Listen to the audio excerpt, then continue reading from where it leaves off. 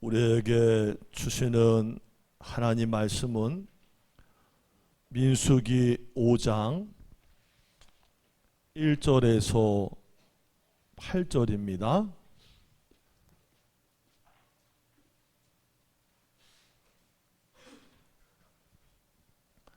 구약 성경 201쪽 민수기 5장 1절에서 8절. 다 찾으셨으면 아멘. 저랑 한 절씩 교독하십니다. 여호와께서 모세에게 말씀하여 이르시되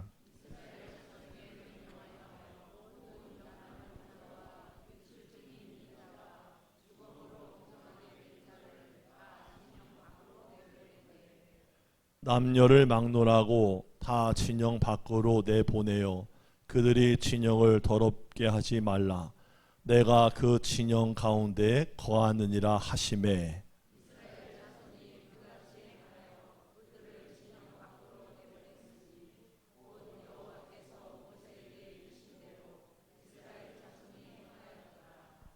여호와께서 모세에게 말씀하여 이르시되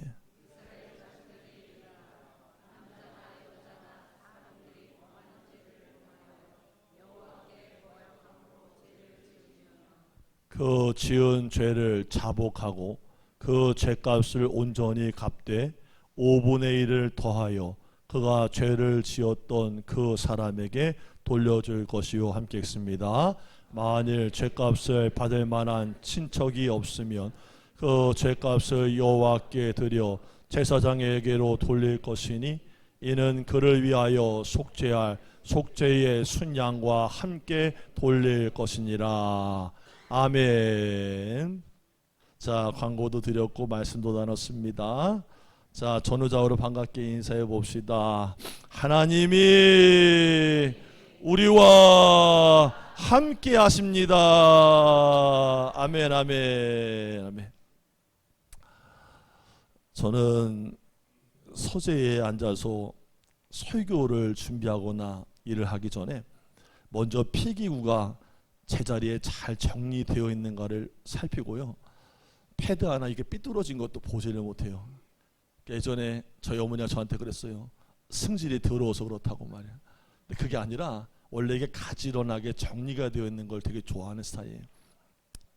그리고 밖에 나갔다가 일 보고 들어와도요. 항상 신발을 갖다가 반듯반듯하게 이렇게 놔야지 문을 중문을 닫고 들어가지 그냥 막 어지럽혀져 있는 거는 보지를 못하는 거예요. 제가 이렇게 성향이 그러다 보니까 저희 집에 이렇게 구성된 거 구조를 보면 저희 집은 소파도 없고요. 옆에 뭐 걸리적거릴 게 하나도 없어요. 오시는 분들마다 하는 말이 정말 걸리적거릴 게 하나도 없으니까 휑하다 그러더라고요. 휑하다. 근데 이게 또 집사람하고 또 합이 맞아가지고 집사람이 뭘 이렇게 너저분한 걸 못 봐요. 저 사람은 특별히 이유가 더 영적인 차원의 이유가 있더라고. 내가 이렇게 정리를 싹 해놓고 나갔다 들어와야지 나갔다가 혹시라도 어떻게 될지 어떻게 하냐는 거예요. 사람이 못 올 수도 있지 않냐 이거요. 이해 가시고 무슨 얘기지? 뭔 얘기인지 이해 가시는 거예요? 그러니까 나중에라도 내가 없는데 누가 들어왔더니 집이 지저분해져 있거나 내 물건이 너저분하게 있으면 그건 참 보기 안 좋다고 깨끗하게 정리해놓고 나가는 거예요. 참 이유가 참 둘이 심플하죠. 그러니까 정리가 안 돼 있는 거를 보지를 못하는 사람들. 그러니까 신방을 제가 이렇게 가끔 가잖아요.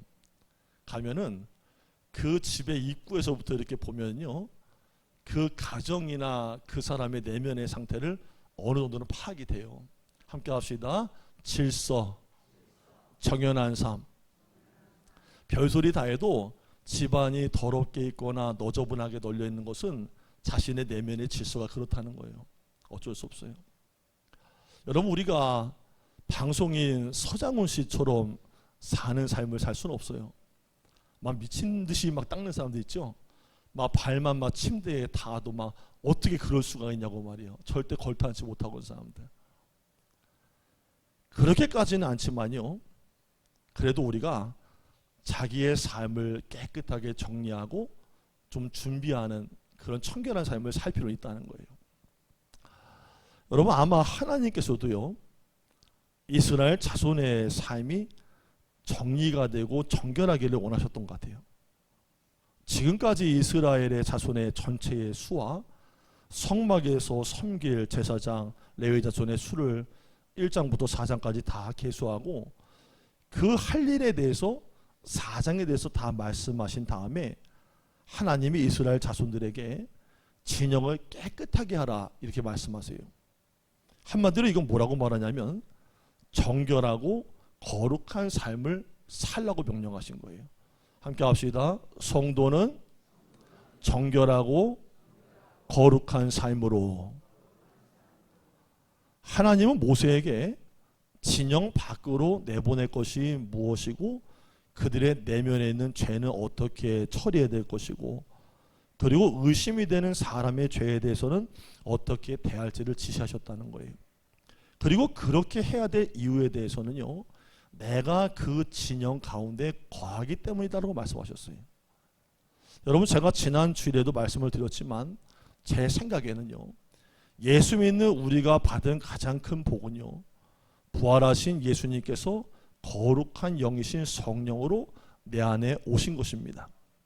근데 주님은 우리를 죄와 죽음에서 구원하신 것만이 아니라 우리 안에 들어오셔서 영원히 함께 하신다는 거예요. 제가 그래서 저번에 두 가지 얘기를 드렸어요. 성령의 내주 그리고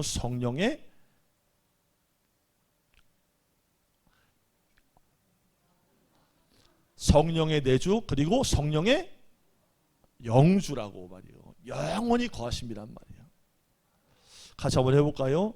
성령의 내주, 성령의 영주. 구원받은 우리는 그냥 내 삶을 살아가는 게 아니라 우리 안에 오신 주님과 매일 동행하면서 성령의 지배를 받으며 살아가는 거예요. 이게 바로 신앙생활이에요. 믿음으로 사는 거예요. 바로 이것이야말로 말로 표현할 수 없는 복이고요, 은혜입니다.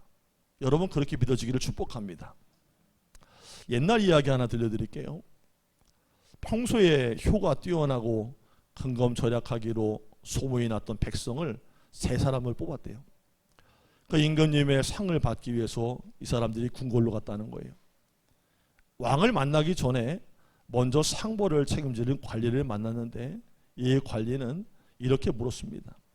이제 임금님께서 너희에게 상을 내리실 터인데 평소에 소원이 있다면 한 가지씩 말해보거라. 내가 임금님께 잘 정리해서 말씀을 올리겠다. 그러자 한 사람은요, 저의 소원은요, 집 한 채를 가지는 것입니다. 다른 소원은 없습니다 했고요. 두 번째 사람은 저의 소원은 평생 먹고 살 수 있도록 곡식을 창고에다가 가득히 채워주는 것입니다 라고 그랬어요. 근데 세 번째 사람은 이렇게 말합니다.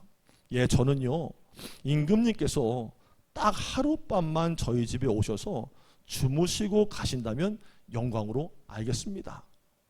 그래서 그 얘기를 듣고 있던 주변 사람들이 수군거리는 거예요. 아니, 인생에서 다시 올까 말까 한 기회인데 저 사람 참 바보 같네. 이거 올 수 없는 기회인데 멍청해 보인다 이러는 거예요. 이 세 사람의 뜻이 임금에게 바로 전달이 되었고요. 모두의 소원을 다 들어줄 것이라고 윤허를 내렸습니다. 그런데 문제가 생겼어요. 하룻밤이지만 임금이 와서 묵을 집이 너무 누추한 거예요. 바람은 막 숭숭 새지요. 벌레는 기어다니지요. 그런 곳에서 한 나라의 임금이 잠을 주물 수가 있겠어요. 또 다른 문제도 있었는데 그 집으로 가기 위해서는 좁디 좁은 또랑길을 건너가야 되는데 도저히 임금님의 행차가 불가능할 정도였다는 거예요. 그게 어쩔 수 없이 나라에서 그 집을 다시 지어주고요. 길도 넓혀줬습니다. 그 임금님을 맞이하는 가족들을 보니까 헌 누더기같이 찢어진 걸 다 입고 있는 거예요. 여봐라, 비단으로 싹 갈아입혀라. 그러니까 가족들이 전부 다 비단 옷으로 싹 갈아입었고요. 집에 있는 가구 모든 걸 다 싹 갈아준 거예요. 그 임금님의 행차에서 머물러야 되니까 관리청에서 미리 답사를 나와가지고 그렇게 한 겁니다. 자, 딱하다고 여긴 세 번째 그 사람의 소원, 여러분 어떠십니까? 하룻밤만 주무셨습니까? 다 채워졌습니까? 다 채워졌어요. 여러분, 미련한 자는 자신이 생각나는 대로 자기 것만을 채우려고 욕심을 부리지만 현명한 자는 그분을 모시려고 합니다. 우리가 그렇습니다. 하나님의 아들이신 예수님을 내 안에 모시는 것만으로도 우리의 인생은 달라지는 거예요. 하나님의 아들이 내 안에 오시면 거기에서 따라오는 부수적인 복은 말도 할 것도 없는 거예요.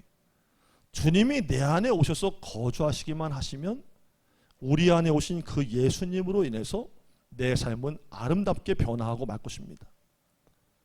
골로새서 2장 2절과 3절입니다.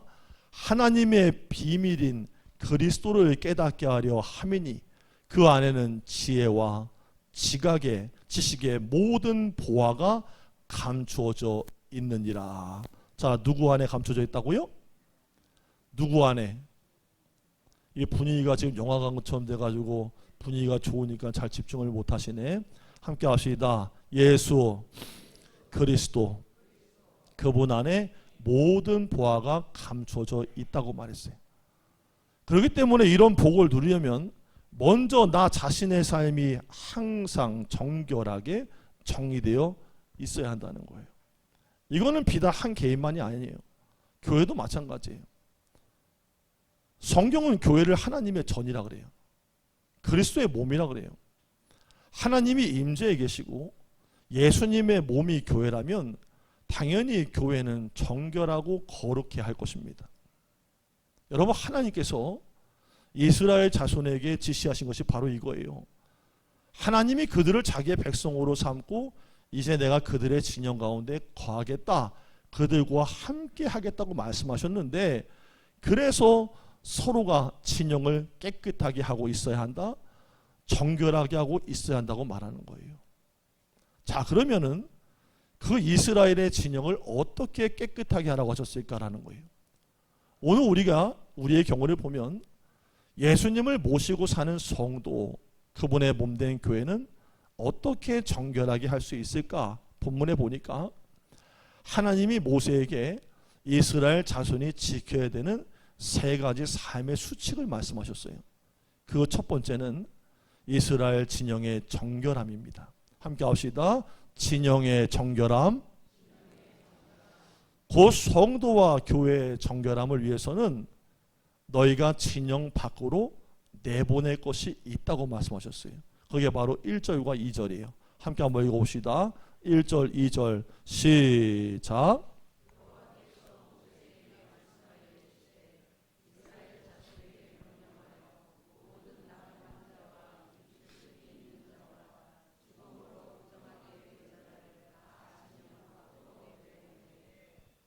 아멘. 여기에 보면 하나님이요, 세 종류의 사람을 진영 밖으로 내보내러 가셨어요. 나병 환자, 유출증이 있는 자, 죽음 때문에 부정하게 된 자예요. 여기서 말하는 나병이라는 것은 한센병과 여러 종류의 피부병을 통틀어서 말하는 것이고요. 유출증이라는 것은 몸에서 어떤 진액이 흐르는 질병이에요. 혈루증이나 하혈 같은 것이 여기에 표현되는 거예요. 죽음으로 부정하게 된 자라는 말은 그대로 시체를 만져서 부정스럽게 된 사람이에요. 자, 이렇게 세 종류로 구분된 부정한 자들은 우리가 쉽게 짐작하듯이 당시의 의학으로는 치료가 불가능했기 때문에 격리를 시키는 것이 최상책이었다는 거예요. 이런 자들을 만약에 진영에 그대로 들였다가는 그 진영에 부정한 것이 전염되듯 온 진영 안에 그것이 퍼질 수가 있는 거예요. 그래서 하나님은 나병, 유출증, 누가 봐도 부정한 자라고 할 수 있는 그들을 진영 밖으로 내보내게 하심으로써 이스라엘의 진영 전체를 하나님 앞에 깨끗하게 정결하도록 지키게 하셨다는 거예요. 여러분, 이것은요, 오늘날도 마찬가지입니다. 예수를 믿는 우리는 주님을 모시고 살기 위해서, 누구를 모시고 살기 위해서? 주님을 모시기 살기 위해서 정결하고 거룩해야 합니다. 성경이 우리를 뭐라고 부를까요? 성도라 그래요. 여러분, 성도 거룩한 무리입니다. 여러분 들으실 때 좀 부담스럽게 들릴지는 모르지만 성경이 우리를 그렇게 부르고 있어요. 이건 다르게 얘기하면 세상과 다르게 사는 사람들이에요. 함께 합시다. 세상과 다르게 사는 사람들. 레위기 20장 26절에 너희는 내게 거룩할지어다. 이는 나 여호와가 거룩하고 내가 또 너희로 나의 소유를 삼으려고 너희 만민 중에서 구별하였습니다. 사도 바울은 고린도후서 7장 1절에 그런즉 사랑하는 자들아 이 약속을 가진 우리는 하나님을 두려워하는 가운데 거룩함을 온전히 이루어서 육과 영의 온갖 더러운 것에서 자신을 깨끗하게 하자. 따라서 성도와 교회가 거룩한 공동체, 구별된 자들로 인정을 받기 위해서는 누가 봐도 저것은 아니야 할 수 있는 것들, 다시 말해서 성도가 해서는 안 될 것들은 다 내버려야 한다는 거예요. 여러분, 지난 주일날 제가 전하면서 뭘 버리라고 말씀을 드렸죠? 뭘 버리라고요? 몸의 행실. 함께 합시다. 몸의 행실. 무슨 행실? 악한 행실. 제가 욕을 좀 절제하자고 지난 얘기했죠. 이번 주간에 살아오시면서 집에서 남편한테 아내한테 욕 안 하셨죠? 뭐 확인할 수가 있어야지. 뭐 이거 개인적으로 욕을 좀 줄이세요. 할렐루야. 집 안에 있는 술병도 좀 치우세요. 제가 이거 신방에 가니까 그 진열장을 너무 잘해놓은 집이 있더라고요. 그게 진열장 하나가 1,000,000원이래요. 난 몰랐어요. 나무가 무슨 나무라는데 유리 두께도 이만해요. 근데 그 안에 그 뭐 꼬냑, 뭔 위스키, 뭐 잭이니 다니엘이냐 뭐 그런 거 이렇게 쭉 있는 거예요. 근데 그 아래다가 성경책도 같이 이렇게 올려놨더라고요. 보면서 아이 저건 좀 내려주세요 했더니 아이 귀에서 올려놓은 거예요 잠깐 그러더라고요. 술병도 좀 치우고 할렐루야. 음란물도 좀 버리세요 이제 보던 거. 그리고 오락물들도 좀 많이 치워요. 내버려야 될 건 내버려야 됩니다. 여러분, 교회에서 누가 봐도 부정적인 거, 불법적인 거, 세속적인 가치관을 가지고서 성경에 위배되는 것들이라면 과감하게 이제는 좀 버려야 될 때가 된 거예요. 믿음의 위기, 교회의 위기는요, 뭔가를 더 열심히 하지 않아서가 아니에요. 버릴 때 버릴 것을 버리지 못하기 때문에 오는 거예요. 근데 하나님께서 나병한 자, 유출증이 있는 자, 부정한 자를 다 진영 밖으로 내보내라고 하신 이유는 우리가 생각하듯이 단순히 위생적인 이유 때문은 아니었어요. 그거보다 훨씬 더 중요하고 근원적인 이유는 거룩하신 하나님이 그 진영 가운데 거하시기 때문이라는 거예요. 자, 본문 3절 한번 읽어볼까요? 3절 시작.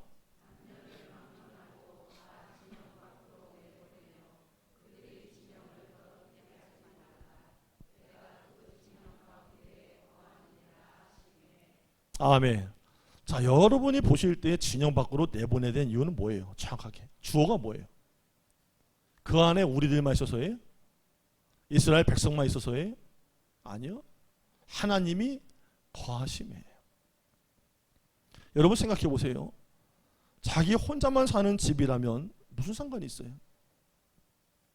그렇다면 모르겠지만 내가 부모님을 모시고 산다면은 집안 청소하지 않고 너저분하게 다 깔려두고 살 수는 없잖아요. 집에 귀한 손님이 오면 어떡합니까? 가서 막 밤매다가도 뛰어들어가는 거예요. 정신없습니다. 치우지 않을 사람이 없겠죠. 여러분, 목사님이 1년에 2번 신방 가는데 목사님 찾아오면 어떻게 됩니까? 강심장이 있어요. 있기는. 가니까 여전한 분도 있긴 있더라고. 막 그냥 옷 튀어나와 있고 막 빤스 막 걸려 있고 막 그냥 막 술병 그대로 내어 있고 막 소주병 막 식탁 밑에 다 깔려 있고 막 그런 분도 있어요. 한번 어느 남자 권사님이 저한테 그러시더라고요. 신방 끝나고 나가는데, 목사님 자주 오세요. 네. 제가 왜요? 그랬더니 목사님이 오시면 집이 달라져요. 그래요. 그게 뭐가 그렇게 달라지는데요? 그랬더니 일단 집사람이요, 말투가 달라져요. 그리고 나오는 음식이 달라지고요, 집이 깨끗해져요, 목사님. 그래서 고민이 되는 거예요. 대신방을 분기별로 1년에 4번을 가야 되나? 불시에 가야 되나? 부모님이나 손님 정도가 아니라 창조주 하나님께서 거하시겠다는데 그 진영을 깨끗하게 하고 온갖 부정한 것들을 밖으로 다 내보내야 되는 게 당연한 건 아니겠냐는 거예요. 여러분, 예수님이 교회의 머리라고 인정한다면, 그런 교회라면 예수님을 자기의 인생의 주인과 왕으로 모시는 사람이라면 다른 사람의 눈에도 더럽고 부정하게 보이는 것들을 결코 그대로 방치하고 살지는 않을 것이라는 거예요. 이게 첫 번째 이유예요. 하나님이 계시기 때문에 더러운 것들을 삶 밖으로 내보내라. 여러분의 삶에 변화가 있기를 주의 이름으로 축복합니다. 자, 두 번째, 그럼 왜 정결해야 되냐? 왜 진영 밖으로 내보내야 되냐? 정결한 삶의 또 다른 수칙은 죄를 회개한다는 거예요. 나병 환자, 유출증이 있는 자, 부정한 자를 진영 밖으로 내보내는 것만으로 진영이 다 깨끗하다 할 수 없는 거예요. 다른 사람, 내 몸에, 내면에 있는 죄가 진영을 더럽게 할 수 있기 때문이라는 거예요. 따라서 거룩하신 하나님이 오셔서 거하시려면 꼭 필요한 것이 있는데 그것은 바로 회개입니다. 여러분, 은혜가 임하고 성령 충만함이 임하기 전에 먼저 일어나는 현상은요, 회개 역사가 일어난다는 거예요. 저는 우리 교회 안에, 우리 개인의 삶의 가정 안에 회개 역사가 일어나기를 예수 이름으로 축원합니다. 자, 6절에서 7절입니다. 함께 읽습니다. 시작.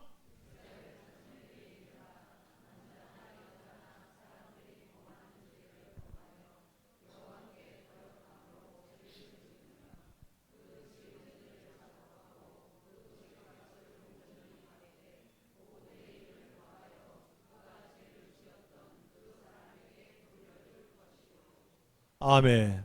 여러분, 여기에 보면요, 사람들이 범하는 죄라는 말이 나오지요. 사람들 사이에 있을 수 있는 죄라는 거예요. 누구나 지을 수 있는 죄. 따져보면 잘못한 것이지만 그렇다고 그렇게 심각해 보이지는 않아 보이는 죄. 다른 사람이나 가족이나 친구 사이에서 그저 가볍게 여겨서 얼렁뚱땅 넘어가도 될 만한 죄들을 말하고 있는 거예요. 자, 이런 죄는 대부분 적당히 그냥 흘려갑니다. 넘어가려고 합니다. 근데 성경은 이것을 아니라고 합니다.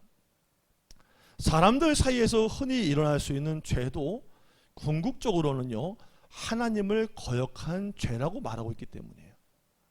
그래서 오늘 본문은 여호와께 거역함으로 죄를 지으면이라고 그랬어요. 자, 그런 죄를 범했을 때는 어떻게 될까?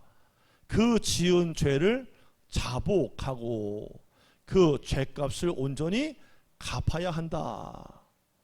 여러분, 여기서 나오는 자복이라는 단어는 히브리 말로 보면은 히투아드라 그래요. 이 말은 자기의 죄를 스스로가 깨달아서 인정하고 용서를 구하는 행위로 자백이라고 할 수 있는 거예요. 그런데 죄를 해결하는 것은 자복의 길이 아닙니다. 자복뿐 아니라 더 나아가서 그 죄값을 온전히 갚아야 된다라고 말하고 있는 거예요. 여러분, 그리스도인들이 가장 잘못하고 있는 게 바로 이거예요. 하나님의 용서와 긍휼을 이용해 먹습니다. 자기가 큰 죄를 짓고 잘못을 저지른 삶을 살았는데 그것을 그냥 넘겨버려요. 그리고 뭐라는 줄 아세요? 영화 밀양에 나오는 것처럼 나는 하나님의 사랑을 받은 사람이다. 나는 용서를 받았기 때문에 난 이제 그런 거 없다. 이럽니다. 성경이 가르치는 바는 그런 게 아니에요. 회개하고 더 나가서 갚으라는 거예요. 이해가면 아멘. 자복뿐 아니라 그 죄값을 온전히 갚으라는 거예요. 여러분, 피해자가 죄값을 갚아야 되는데 만약에 그 피해를 당했던 사람이 죽었다든지 죄값을 받을 만한 가족이나 친척이 없다면 그 죄값을 어떻게 하라고 합니까? 8절 말씀에 어떻게 하라고 그래요? 제사장이라도 돌려서라도 그것을 갚으라는 거예요. 함께 합시다. 갚아라. 성도 여러분, 하나님이 왜 이렇게 죄에 대해서 치밀하게 철저하게 자복하고 죄값을 갚으라고 간주하실까? 그것은 바로 죄가 가지고 있는 치명적인 문제 때문이에요. 여러분, 죄는 그냥 없어지는 게 아니에요. 하나님과의 관계 안에서 이해됩니다. 이사야서 59장 2절입니다. 잘 들으세요. 오직 너희의 죄악이 너희와 너희의 하나님 사이를 갈라 놓았고 너희의 죄가 그의 얼굴을 가리어서 너희에게서 듣지 않게 함이니라. 죄가 있는 사람과 하나님 사이는 갈라져 있다는 거예요. 그리고 그 사람이 아무리 얘기하고 기도해도 하나님은 그 얼굴을 가리신다는 거예요. 보십시오. 죄가 가지고 있는 치명적인 문제는 바로 하나님과 나 사이를 갈라놓는다는 거예요.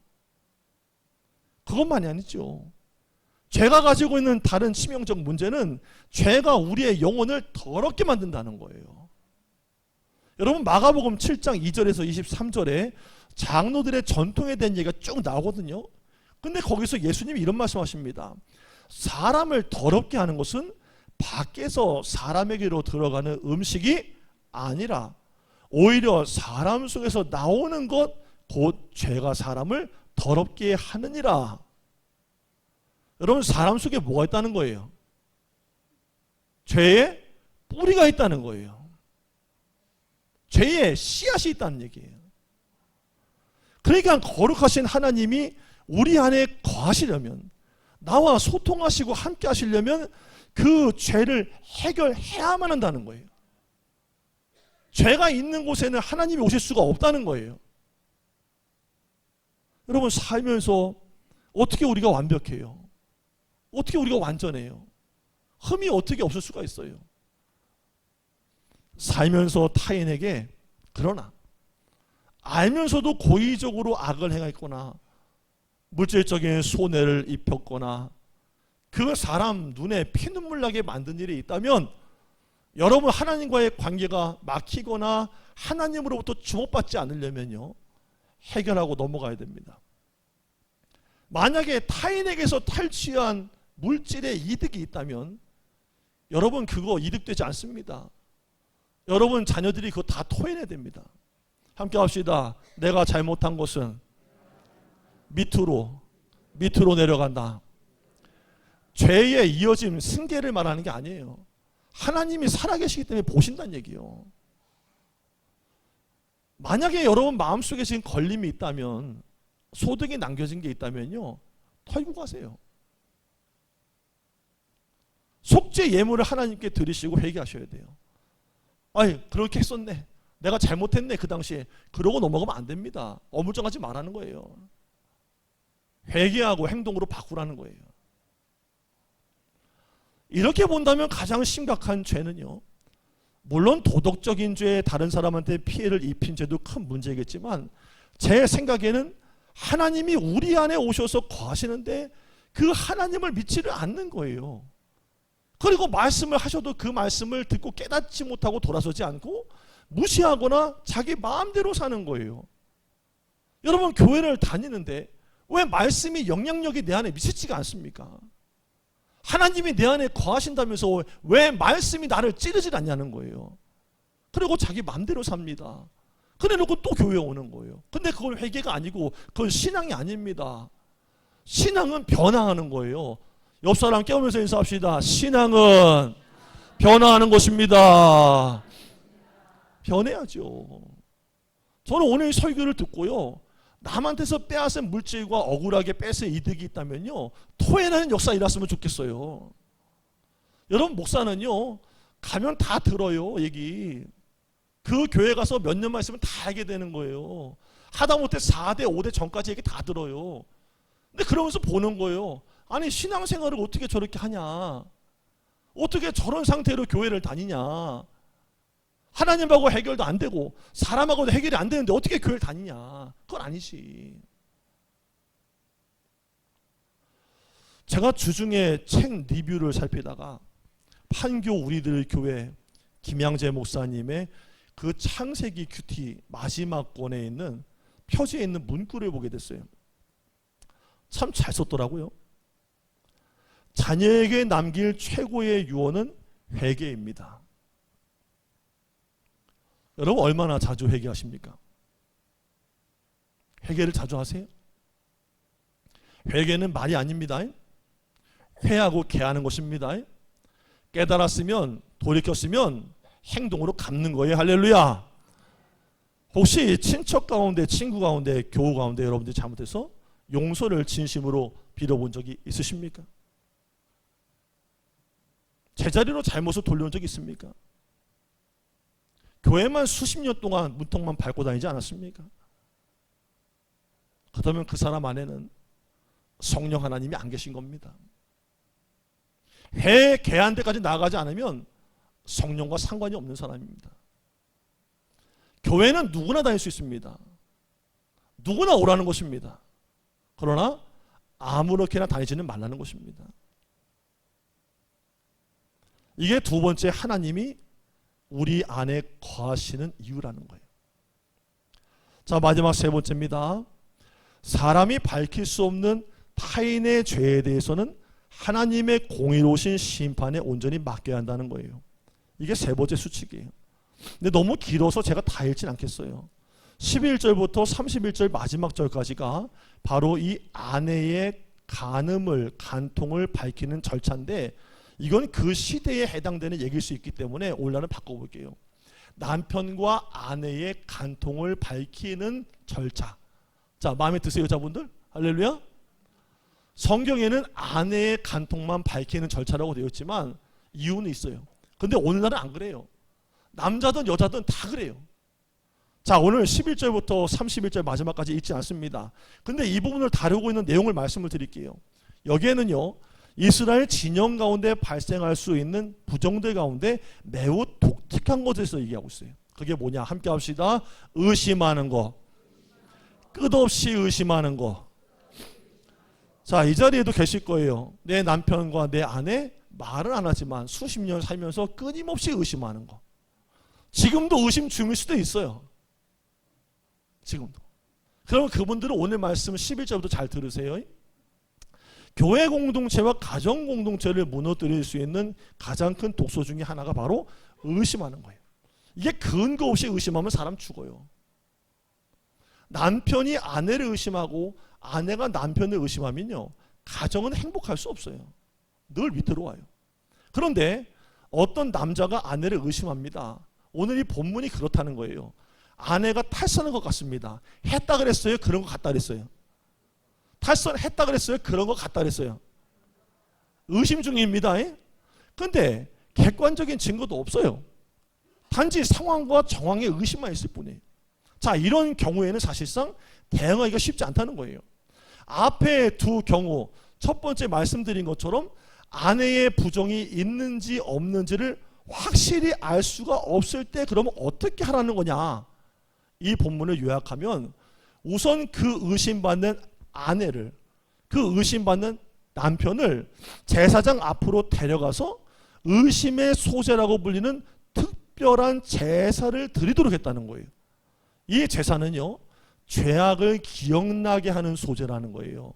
18절에요, 일종의 속죄제에 해당하는 것인데, 제사장은 남편이 의심하는 그 여인을, 아내가 의심하는 그 남편을 여호와 앞에다가 세워두고 그 여인으로 하여금, 그 남편으로 하여금 저주가 되게 할 쓴 물을 손에다가 들고 자신의 결백에 대해서 맹세하게 한 후에 그 물을 마시라고 했다는 거예요. 그럼 이 쓴 물은 제사장이 저주의 말을 힘껏 부어서 두루마리를 써가지고 그 글자를 물에다가 빨아놓은 거예요. 그게 23절이에요. 자, 이거 마시면은 뒤질까요? 뒤질까요? 이건 확실히 뒤지죠. 저주를 말아 넣었던 물이라는 거예요. 만약에 그 여인이요, 자기는 아니라고 하는데, 그 남편이 난 아니라고 하는데, 만약 그들이 정말로 부정을 저질렀다면 그 물을 마시는 순간 21절에 저주의 내용대로 어떻게 된다고 합니까? 어떻게 된대요? 자, 21절 한번 읽어볼까요? 여러분, 하나님은 속일 수 없는 거예요. 사람은 속여도. 21절 시작.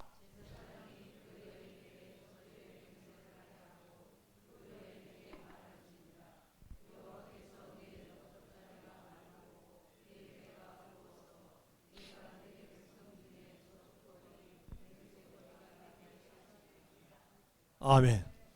야, 이거 진짜 나타나겠죠, 현상이? 근데 여기서 오해하지 말 것은요, 당시의 상황으로는 이 규정이 결코 아내에게만 가혹한 것이 아니었다는 거예요. 오히려 조금만 의심이 생겨도 가차없이 아내를 내버리던 당시의 상황에서는 남편의 끝없는 횡포를 막아주는, 즉 아내를 보호해주는 방편이었다는 거예요. 그 당시에는요, 느낌상 이상하면 아내를 그냥 버렸대요. 아유, 나쁜 놈은 그때나 지금이나 있어. 할렐루야. 그러니까 남편이 아내에 대해서 의심이 생기면 자기 마음대로 상상의 나래를 펼치다가 성급하게 판단하고 아내를 쳐버리니까 하나님 앞에 나와서 판단을 받으라고 이 법을 제정한 거예요. 근데 결국에 이 법의 마지막 결론은 뭐냐? 하나님의 심판에 맡기라는 거예요. 자, 여러분 가운데 오늘 남편과 아내 그리고 타인과의 관계에서 정확한 물증 없이 증거 없이 의심을 계속 해오신 분들 있다면요, 이제는 멈추세요.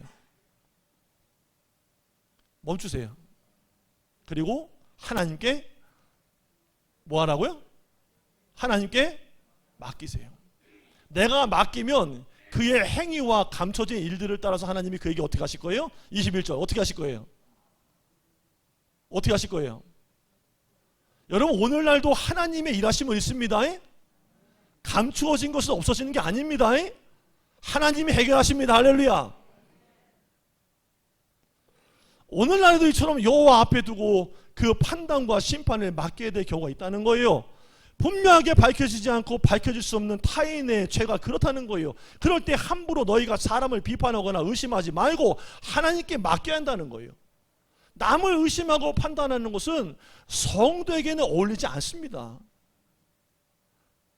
혹시 어떤 성도가 죄를 지었다는 소문을 듣게 되거든 의심하거나 소문을 퍼뜨리지 말고 어떻게 될까? 하나님께 맡기고 기도할 뿐입니다. 자, 그렇다면 하나님이 왜 이렇게까지 하라고 하셨을까? 왜 이스라엘 진영에서 부정한 것들을 다 내보내고 자신의 죄를 자복해 죄값을 갚으며 의심하는 소재를 들여서 그 의심을 내보내라고 하셨을까? 결론이에요. 오늘 말씀의 제목이에요. 하나님이 그 가운데 거하시기 때문이라는 거예요. 마찬가지로 부활하신 예수의 영이 성령으로 우리 안에 거하십니다. 그러므로 성도된 우리는 내버릴 것은 이제는 내버리고 죄를 회개할 거 회개하고 남을 의심하거나 비판하던 것들을 하는 것 대신에 하나님께 맡기고 나부터가 정결하고 거룩한 삶을 지켜나가도록 애쓰고 기도해야 한다는 거예요. 여러분, 정결함과 능력은요 동의어입니다. 함께 합시다. 정결함과 능력, 능력은 정결함. 성도와 교회가 정결함, 거룩을 갖지 않으면 세상을 살릴 수가 없어요. 오늘날 교회가 도리어 세상의 근심거리가 되고 있어요. 왜요? 목사님들이 타락해서 그래요. 그거 저부터 회개할 일이에요. 목사님들이 돈 욕심에 환장을 했어요. 돈이라면 환장합니다. 권력욕도 말도 못합니다. 성적인 문제 많이 일어나요. 정결하지 않아서 그런 거예요. 세상 사람들은 그렇게 살 수 있어요. 믿지 않는 사람도 그렇게 살 수 있어요. 에이, 나쁜 놈 그러면 끝나요. 근데 그리스도인과 교회와 목사가 그런 얘기를 들으면은 하나님이 욕을 드세요. 그렇기 때문에 성도는 능력은 정결함이라는 거예요. 이건 제 얘기가 아니에요. 히브리서 12장 14절이에요. 모든 사람으로 더불어 화평하고 거룩함을 따르라. 이것이 없이는 아무도 주를 보지를 못하리라. Without holiness, 거룩함이 없이는 아무도 주님을 만날 수가 없다.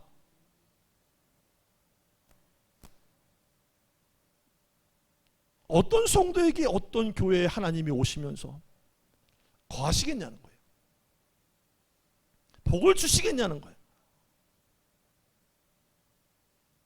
예전에 살던 모습 그대로 살지 마세요.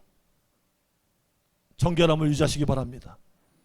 거룩함을 지켜나가는 교회와 성도가 되기를, 가정이 되기를 주님의 이름으로 축원합니다. 기도하겠습니다.